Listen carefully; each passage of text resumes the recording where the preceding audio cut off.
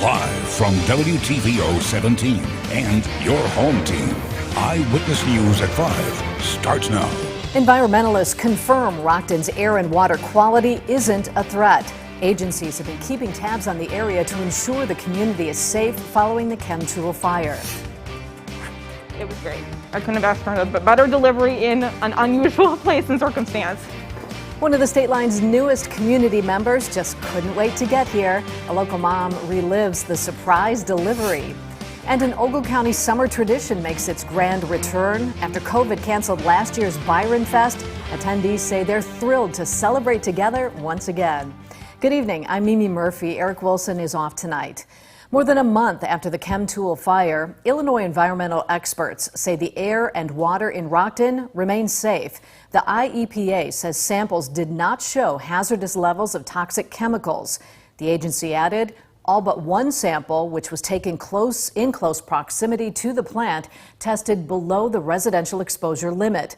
Meanwhile, each of Rockton's water wells were found to be in compliance with drinking water safety standards. Many healthcare workers will tell you a job in the medical field comes with plenty of surprises. That was the case for one Mercy Health doctor last month during an unexpected visit with a patient. Michelle Rave joins us with the special story. A local mother was in for quite a surprise. She went to a doctor's appointment for stomach pain and ended up walking out with a baby in her arms. She shares her unique story with me tonight. And the pains that I was experiencing were just like cramps and lower back pain, and that was everything I was experiencing a week prior. So I didn't know whether or not it was labor or something from the appendix. Carrie Graffey had an emergency appendectomy last month. A week later, she ended up at her OBGYN with stomach pain, never thinking those pains had anything to do with her pregnancy. I thought I was in pain, something was wrong, I didn't know what was going on, I thought it was a complication. And I went in, he checked me, I was 10 centimeters dilated already and didn't know that what I was experiencing actually was labor. Graffey was only 34 weeks. Her actual due date wasn't until July 22nd. And so the first thing that goes through your mind is, well, it's way too soon, we can't have the baby now. But quickly ran down to my principal's office, knocked on the door, said, I'm leaving, I gotta go. Even if there's meetings and stuff, they're gonna have to wait, I gotta go. Dr. Gregory Granzire said at that point, Graffey had to give birth at the clinic. When the decision was made that we were just gonna go ahead and stay for delivery there, I think everything really fell into place really well. But without having all the proper equipment, Dr. Granzire had to improvise. Needed a couple clamps for the umbilical cord. I don't think we really had an umbilical cord clamp, so a couple surgical clamps worked really well. Couldn't find a scissor really quick to cut the cord, so I was using a scalpel for that instead. Everything worked great though. And that's when little Haley was born, 6 weeks early. So she was born 40 minutes later. In the office. I was induced with my first, and it was just a lot easier. I knew what to expect, but she obviously had different plans. It was great. I couldn't have asked for a better delivery in an unusual place and circumstance. Baby Haley was in the NICU for 15 days. She's since been able to come home to be with her parents and her older brother. The family tells me they're so excited for their new addition. Mimi? That's a great story. Thanks, Michelle. Students vaccinated against COVID-19 won't have to add masks to their back-to-school list. Kids 12 and up and teachers who've had the shot won't have to wear face coverings inside school buildings, according to the CDC. The relaxed COVID guidelines come amid a national vaccination campaign as cases and deaths decline. Ventilation and hand washing are still highly encouraged. Smaller cohorts are also good. But separating vaccinated and non-vaccinated students is not encouraged to minimize stigmas. The CDC did not provide guidance on how schools can know who's vaccinated. Illinois just became the first state in the nation to require public schools teach Asian American history. The governor signed the Teaching Equitable Asian American History, or TEACH Act, into law this morning. The bill mandates public elementary and high schools add Asian American history to the curriculum. It will also teach students the hardships of Asian immigrants in the 18th century. Students will learn about the Chinese Exclusion Act of 1882, which banned Chinese immigrants from coming to this nation at all. That was around the same time that my own great-grandfather, a Ukrainian Jewish refugee, was allowed in. Students will start learning Asian American history in January. The state of Illinois is warning cell phone users of a new text scam that aims to get your personal information. The Illinois Department of Employment Security says people have received texts claiming to come from the agency. Messages usually inquire about unemployment benefits. IDES will never contact you by text. If you receive a suspicious message, do not click on any links and delete the text immediately. You do not have to contact the IDES directly about the message. Uninsured drivers in the land of Lincoln, beware. The state of Illinois has started electronically verifying whether drivers are covered. Under the new system, your car insurance will be verified electronically twice a year at random intervals. It's to make sure drivers are in compliance with state law. If someone is driving without insurance, they'll be notified to get insured or risk having their vehicle registration suspended. Local healthcare providers stress the importance of other vaccinations in addition to COVID. If you're over 50, that includes shingles. It's caused by the same virus as chickenpox and can stay dormant in the body and reappear later in life. Anyone who's had chickenpox is at risk, but the chances of infection increase with age. The shingles vaccine comes in 2 doses administered about 6 months apart. Dr. William Hook with OSF says minimal arm pain following the shot is better than the pain of the virus. Very painful. It's not a good time at all, and so that is preventable with the vaccine. And even if you've had shingles before, we still recommend getting the vaccine because people can get a recurrence. If you're not sure about having had chickenpox as a child, you should get the vaccine.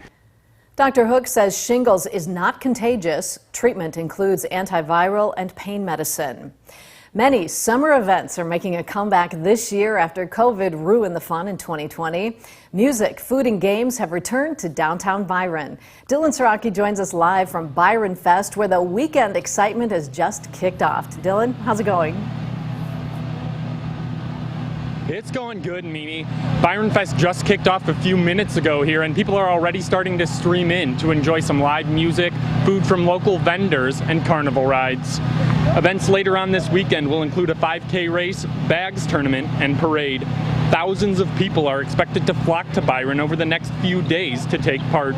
Organizers say they're looking forward to the opportunity to introduce out-of-towners to all Byron has to offer. They're glad the festival has returned after being one of dozens of events that was canceled last summer because of COVID-19. We have people who just moved here that are super excited to come. We have people leaving that always say they want to come back because of, the family fun that they've had. So I think it really not only brings people from our community, but we have people coming from up in Wisconsin. We have people coming from the suburbs.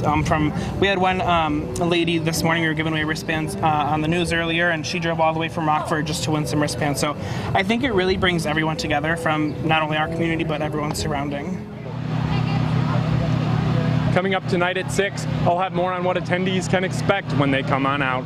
For now, reporting live in Byron for your home team, I'm Dylan Saraki. Should be a fun weekend. All right, thanks, Dylan. President Joe Biden says large American corporations have grown into monopolies. So today, he signed an executive order that could impact some of the largest technology companies in the country. Alexandra Limon is keeping you connected to the nation's capital. President Biden also said he wants to help American workers by, for example, making it easier for them to transfer trade licenses between states and giving workers more power against corporations. Capitalism without competition isn't capitalism, it's exploitation. President Joe Biden says big mergers and monopolies eliminate competition and force many workers into low-paying jobs with poor working conditions. And the president says unfair competition also hurts consumers. Research shows when you have a limited internet operation, you pay up to 5 times more on average than families in places with more choices. Friday, President Biden signed an executive order directing more than a dozen federal agencies to implement 72 new initiatives promoting fair competition and include ideas like allowing medications to be imported from Canada, selling hearing aids over the counter, and limiting non-compete agreements that block employees from taking better jobs. Done for one reason, to keep wages low. But Matt Shears from the Computer and Communications Industry Association argues overregulation could backfire and stop innovation. That's why we see higher quality, lower prices, more innovation. It's because companies are trying to best their competitors. If regulators come along and say, stop doing that, the consumer is going to be the loser. President Biden's executive order focuses quite a bit on big tech companies by, for example, more closely scrutinizing mergers, including mergers that have already happened. Reporting in Washington, Alexandra Limon. Negotiations on a bipartisan police reform bill have hit a snag on Capitol Hill. Negotiators had hoped to hammer out a deal by the end of June, but Democrats and Republicans have been unable to make progress amid strong criticism from police unions. And they still haven't come to an agreement on the issue of qualified immunity, which protects police officers from lawsuits. In a statement, the National Sheriff's Association says it remains optimistic and will negotiate until, quote, we can no longer.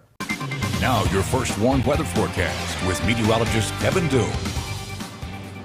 Well, hello again, State Line. If you're recently joining us, once again, I'm live from Rockford City Market tonight, as we will be every Friday through the city market season. It's very comfortable out here tonight, so it is a little bit cooler than it has been the past few city markets. A little bit cloudy as well, but overall just a very comfortable evening. If we take a look at our satellite and radar, you can see not a whole lot going on over the state line right now. We did have a few showers move through earlier on this morning, but those moved out by around 10 or so o'clock this morning, and then ever since then our day has been mostly dry. But if we zoom out just a little bit, we can see that we do have a system of showers pushing through parts of eastern Iowa. Now these showers are mostly moving to the southeast and should miss us, at least the showers that you're seeing on radar as of now. But as these continue to move slowly to the east, we will eventually see a few light showers move over the state line ourselves. Zooming out even more, this disturbance just out to our west is tied to a much bigger storm system that's centered over the central plains that will slowly propagate across the rest of the plains and into the Midwest over the next few days, and that's going to bring us plenty of rain chances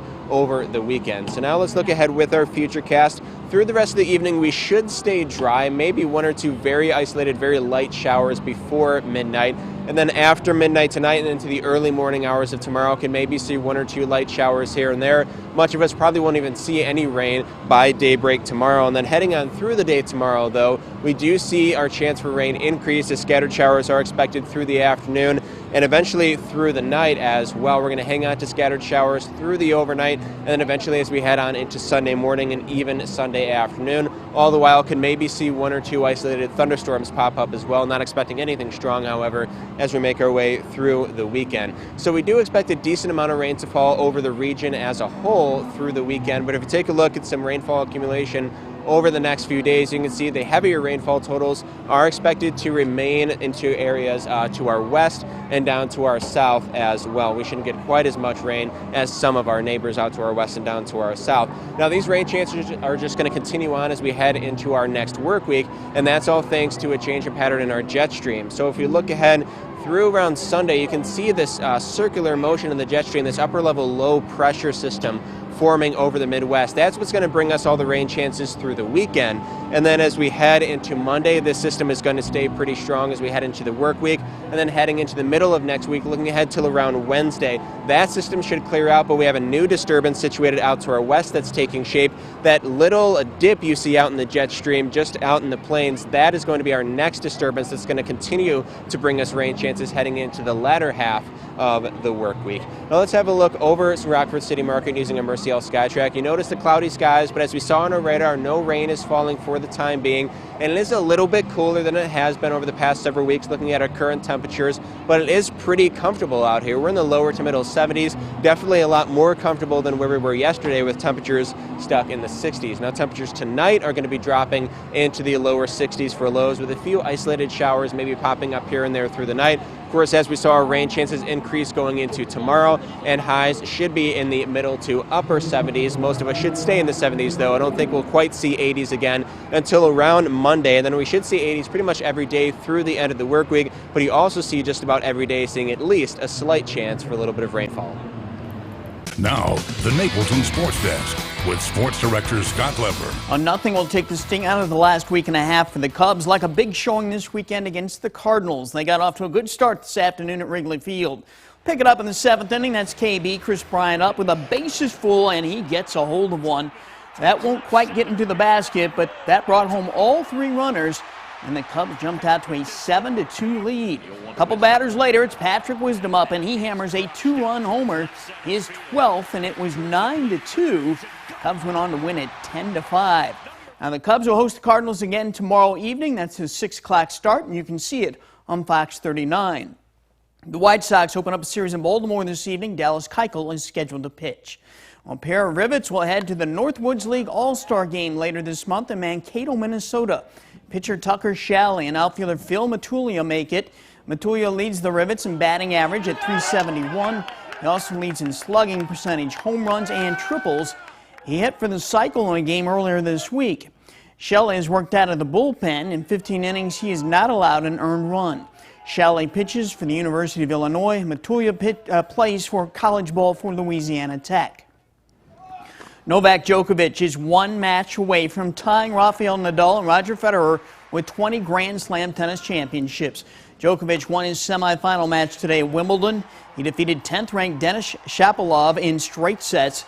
Djokovic will face Italian Matteo Berrettini in Sunday's final. That's sports. We'll be right back.